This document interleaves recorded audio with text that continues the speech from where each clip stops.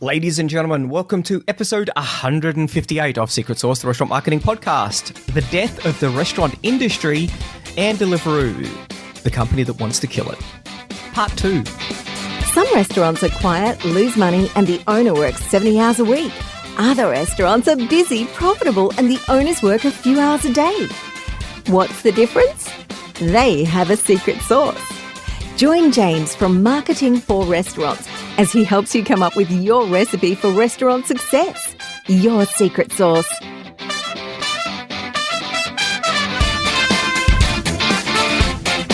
Hey everyone, welcome back.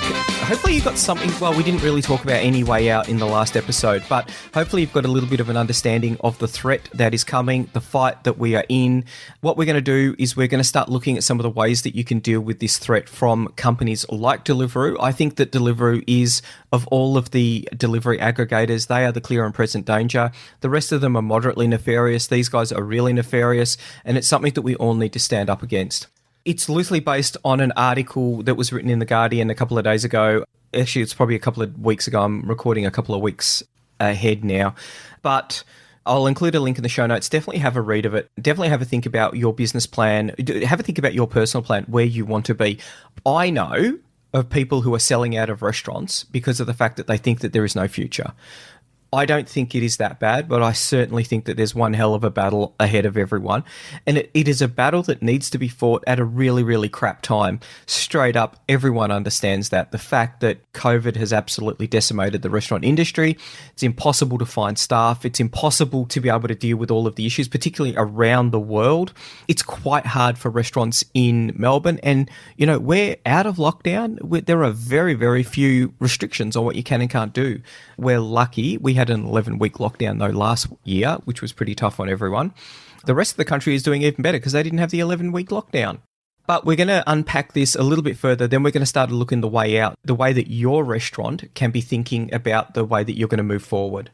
The key thing that companies like Deliveroo are trying to do is they're trying to build a behavior where people order from an app. And the interesting thing about the app, and this is nothing new, so this is very much like the old days of Yellow Pages. And I don't think that people have really sort of understood the fact that this is an old trick just jazzed up a little bit with a bit of funky technology. So in the old days of Yellow Pages, they really tried to create a level playing field in that the only thing that differentiated your restaurant from any other restaurant was the amount of money that you paid.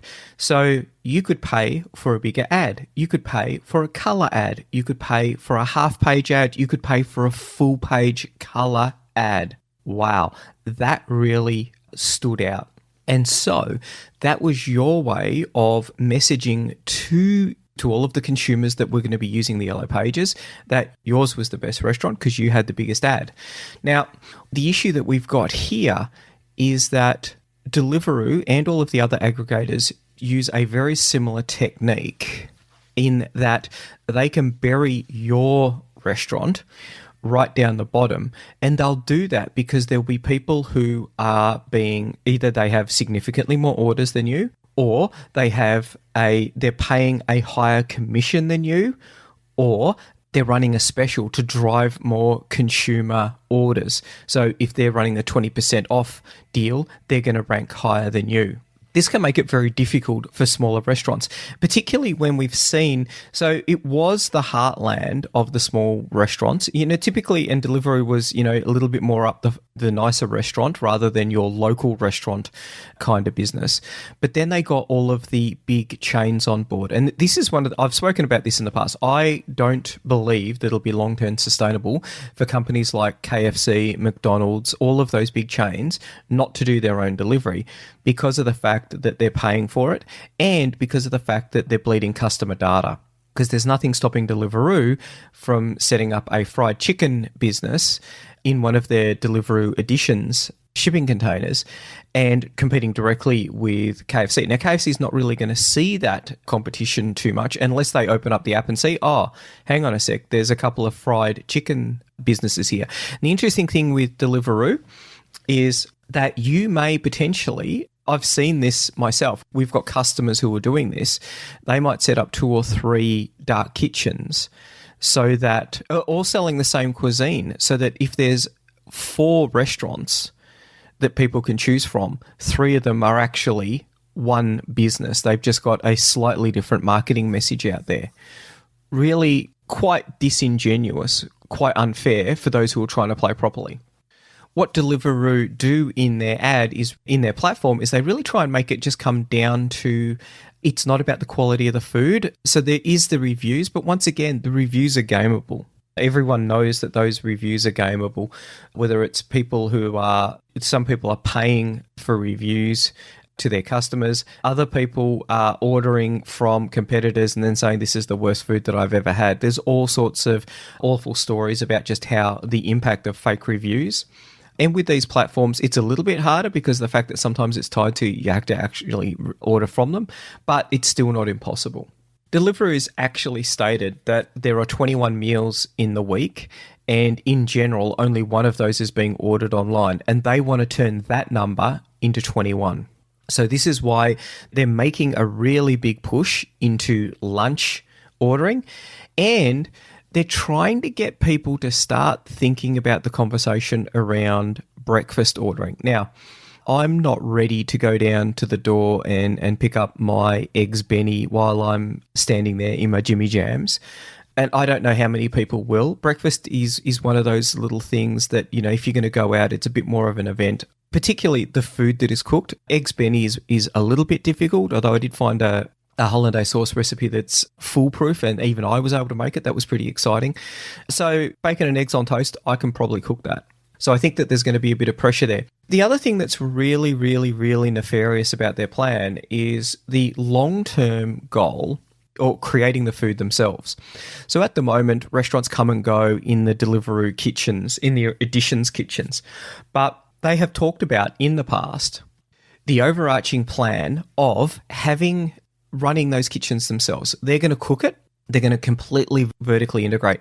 Now, you've got to remember, they're not going to go after the entire market. They're just going to cherry pick the most profitable bits. If they know that within the area, so they'll know how far, they're mapping out their delivery riders, so they know how far that they can push, because they'll have a certain time. We want the food to be delivered within X amount of minutes, and they'll know which areas they can deliver into. They'll have mapped that out. That will become their delivery area, and they will know that 30% of people order pizza, 30% of people order Chinese, 25% order Indian, and 15% order Thai. They will take all of those things and then they will break it down, and they might create 2 or 3 restaurants all being served out of the exact same area with the exact same cuisine, just so that they can muscle out all of the other bricks and mortar restaurants. Now, they do have an advantage here because the shipping containers, they're very cheap to set up. Setup costs are very cheap. Leasing is very cheap as well. But the critical thing is, I don't want pizza from a shop that also cooks Chinese food, because I believe that when you've been cooking food for a very long time, you know how to cook it really, really well. And it's very, very different to cook a sweet and sour pork than it is to create a pizza, than it is to create a chicken vindaloo, than it is to create a tom yum soup. They're all very different things. Yes, there's the recipe, but I think it's the training and it's the continual evolution. This is why I'm a really big fan of food trucks. They might only cook 2 or 3 things, but because of the fact that they only cook 2 or 3 things, and I'm thinking scallion pancakes, my God, scallion pancakes from a street stall in Taiwan, absolutely amazing. I'm super hungry. I'd eat one right now if I could. Not only that, but Deliveroo is going to have temporal data. What do we mean by that? So it means that on a Saturday afternoon, when there's a football match on, what do people eat? What do people drink as well? Because they're doing alcohol deliveries as well. Then, early evening, what is it that they want? What are the desserts that people want later in the evening? They will be able to transition through the day with a variety of different offerings that are going to be aimed at peak demand at that time. So they potentially are going to run 50 different restaurants out of the one single Deliveroo Editions area. And this is going to be quite difficult to compete against, but I think that there's ways that we can do it. The article goes on to quote a restaurant owner. He says smaller family-run takeaways that have traditionally depended on local awareness and accessibility might find it harder to distinguish themselves within a market wholly geared towards convenience. Their long-term fate, he says, remains the million-dollar question. He insists that if dark kitchens ever begin offering meals that directly rival his own, he will rip the Deliveroo sticker from his window and throw it in the bin. But he may already be too late. Deliveroo is no longer the only player in the dark kitchen market. Foodstars, recently bought out by the former Uber boss Travis Kalanick, already operates just east of Shukram Best Kebab on the edge of a waste processing plant. Last year, Karma Kitchen, which has landed £250 million of new investment, opened their own delivery-only kitchen unit less than 2 miles north. So what is it that you can do as a restaurant owner? So the first thing is, I think, one thing that they cannot compete on, and this fundamentally is an area that they cannot compete on, and that is your in-restaurant experience. So it is very, very different to eating at home. You need to really think hard about what it is that you're going to offer. Because of the fact that eating at home there are certain advantages that you don't need to book a babysitter, you don't need to worry about drinking too much and trying to get home, the alcohol is a bit cheaper, and you can sit there and watch the telly. So there are advantages for people who want that.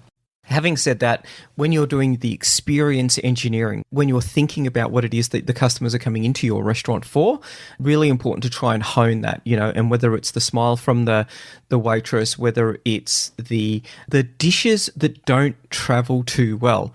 A lot of work can be done in packaging your food, but even if it's really quick, if it's 15 minutes, it's not going to be sizzling hot. So a sizzling hot dish can only be delivered in a restaurant. Think about that. Think about the dishes that are there. A whole lot of work that can be done in the experience engineering space. Cocktails generally aren't delivered to the home. The corporate market, birthdays, parties, all of those sort of things, generally not done. A party could be, but it's not going to be the same if you're getting together a group of friends, having a few drinks. So really differentiate your experience from what it is at home, because this is a big competitor. Second thing, I think you need to be running a order, direct and save campaign.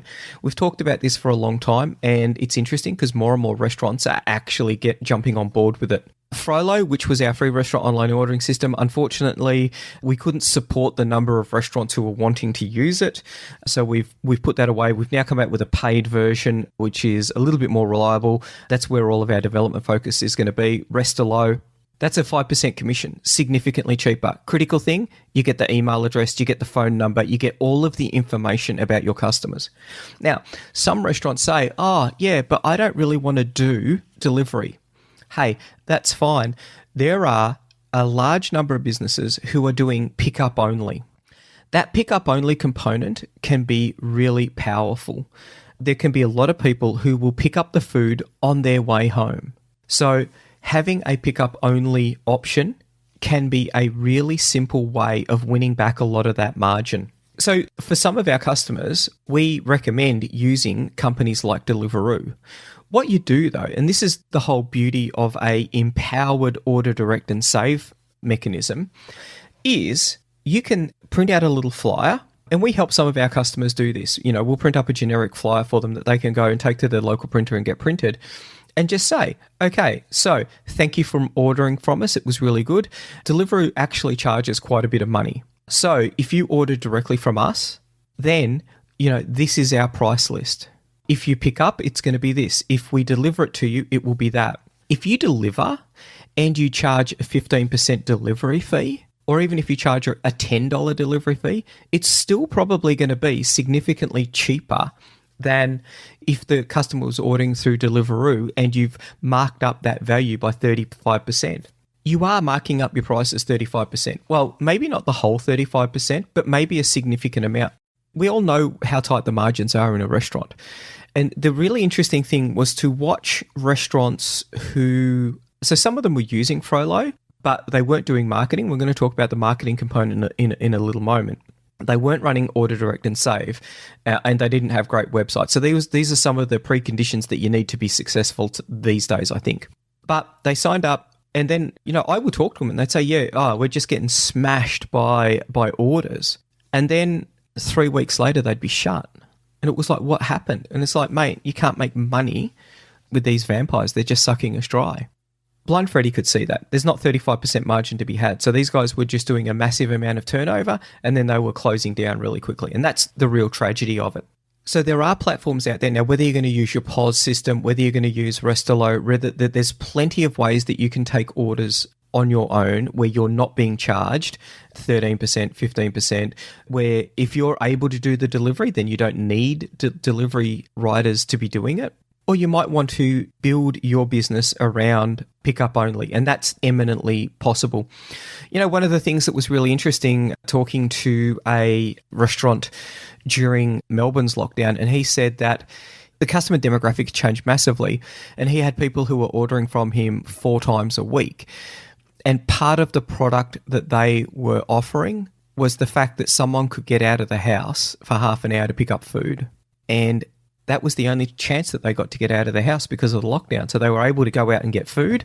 And so they actually wanted to pick up because it was their chance to get out of the house, to get away from their kids or whatever it was. But it was their one chance to be out and about. Apart from, or you could exercise. So apart from that was their only chance to get out, jump in a car and go somewhere.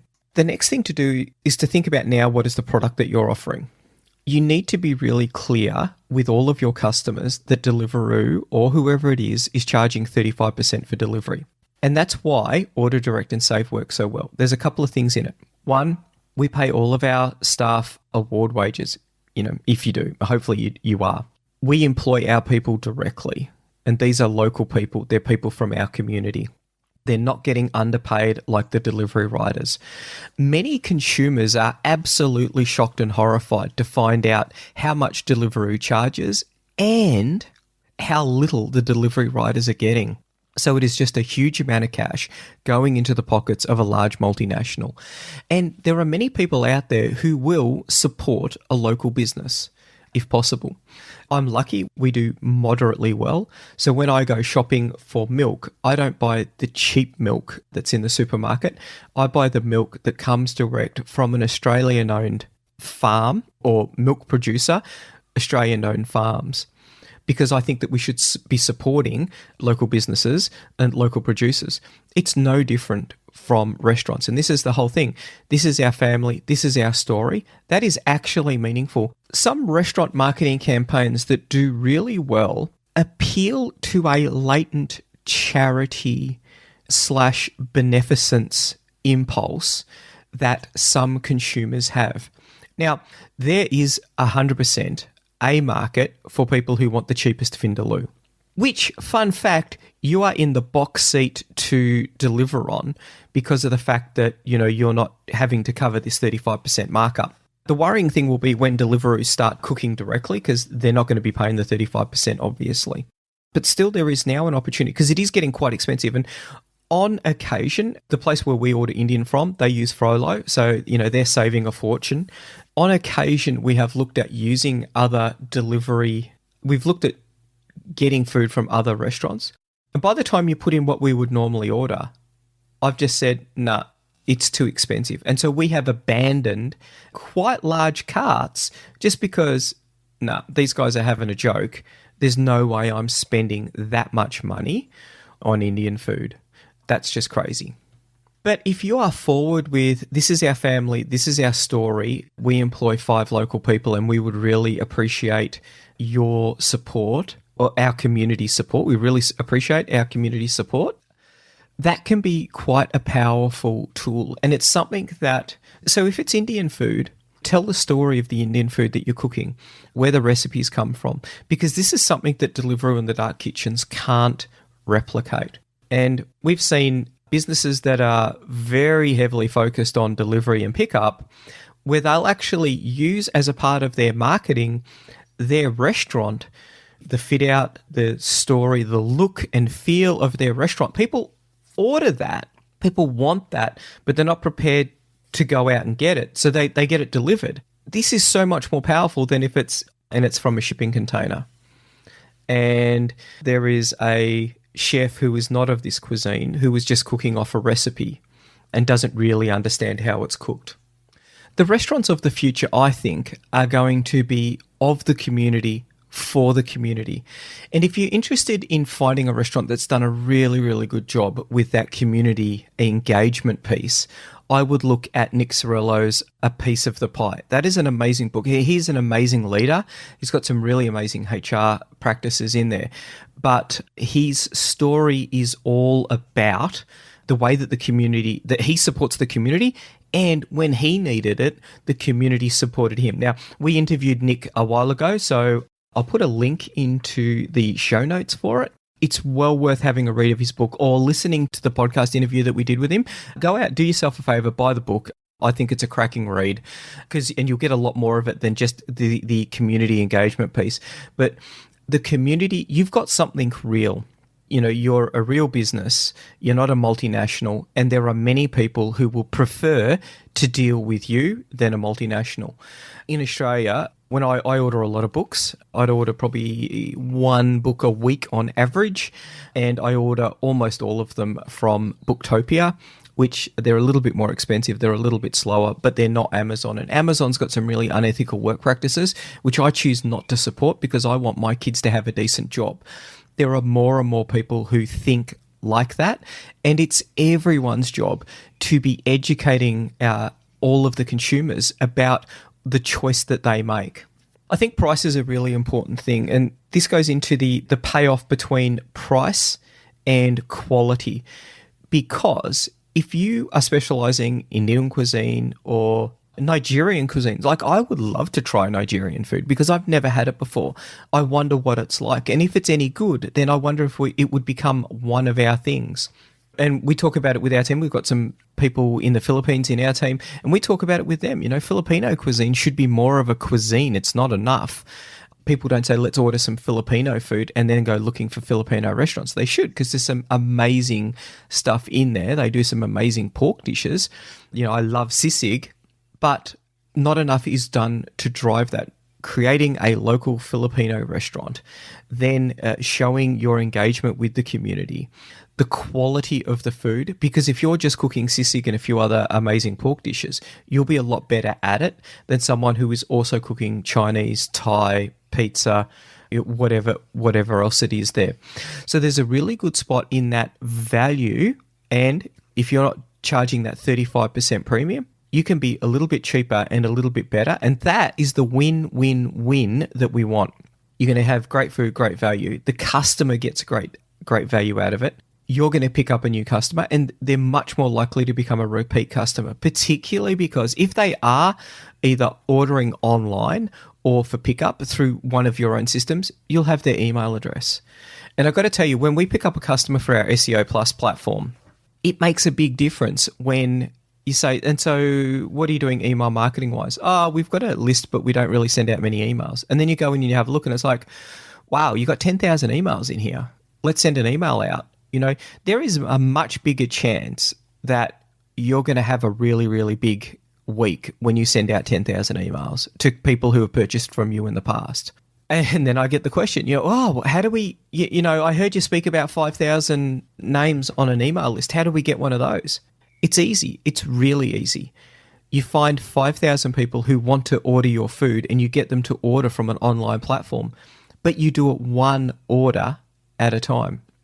No one's really happy to hear that, and I'm sorry about that. But yes, it's one of those things that you need to be thinking about is your marketing plan, because you're going up against Deliveroo. Now, I think in the long term, people will be turned off by Deliveroo. You've got delivery riders who are earning below the minimum wage. They're potentially really hungry. They're potentially eating the food. They've potentially got food safety issues. They're being paid below the award wage where your delivery guys aren't. So people should be driven towards ordering locally, order direct and save. A really powerful message, because it's for the customer's own benefit that they do that.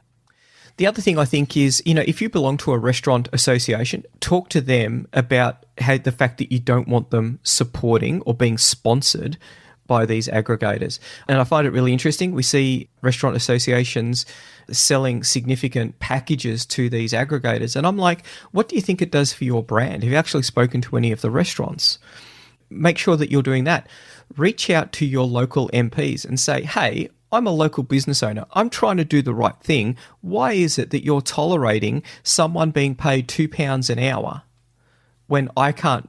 You either need to remove all of the legislation around paying wages, or you need to enforce it for Deliveroo and Just Eat and DoorDash, because that's a fair playing field. Now, they're charging 35%. If they have to pay proper wages, that value, that is probably going to go even higher, or they'll lose more money. Who knows?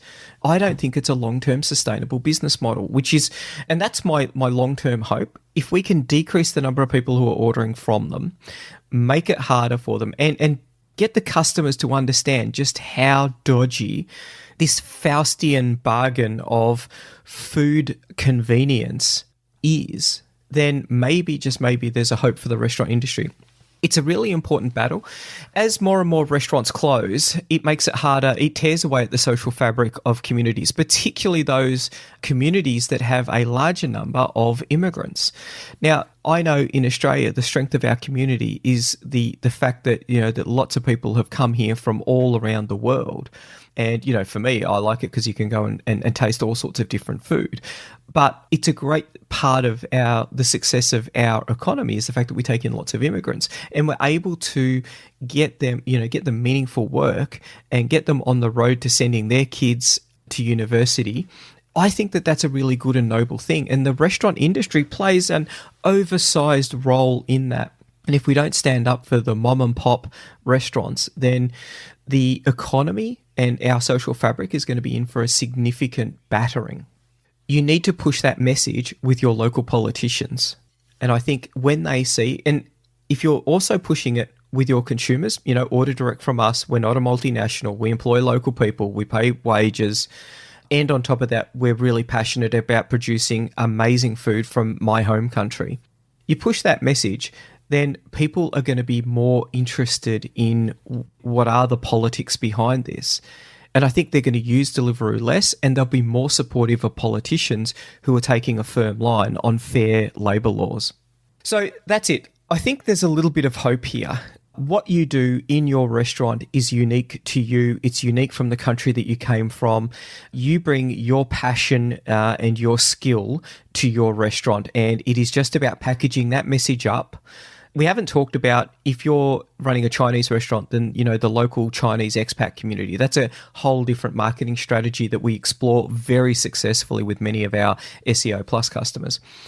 But really be firm on what it is that you do. If you have to use Deliveroo, then definitely make sure that you're doing an order direct and save campaign, because that is what can be really powerful. And I know one of our customers rang up and said, "Oh, can you please remove the menu log button from my website?" And it's like, why would you want that? I think that you should be trying to get as many customers from wherever and then just get them to do order direct and save. And he said, "You know what, James, I've done that.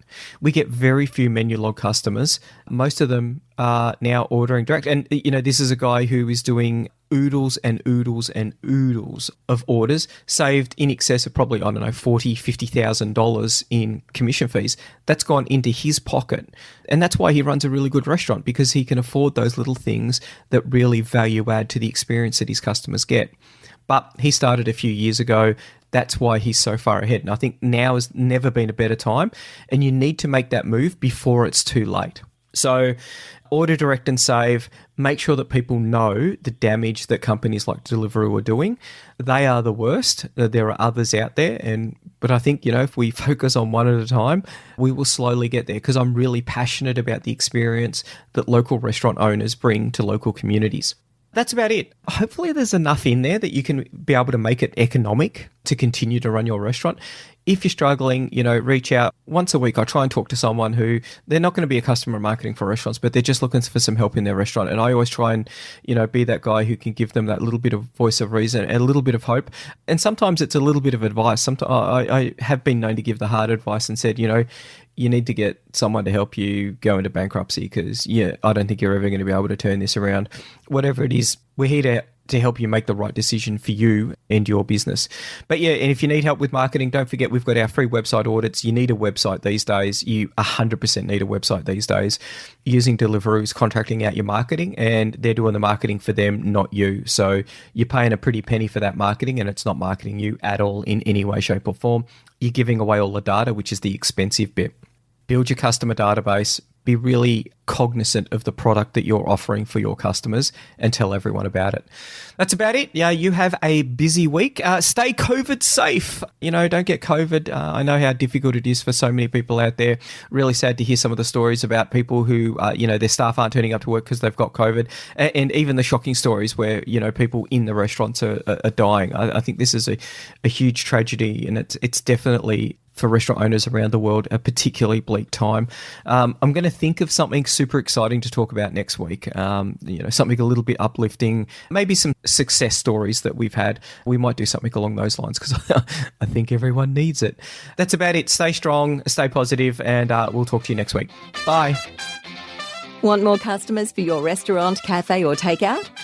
Every month, our marketing tools and information are used by thousands of restaurant owners just like you to help them find more customers and turn them into repeat customers. All of our tools and information is designed specifically for restaurant owners.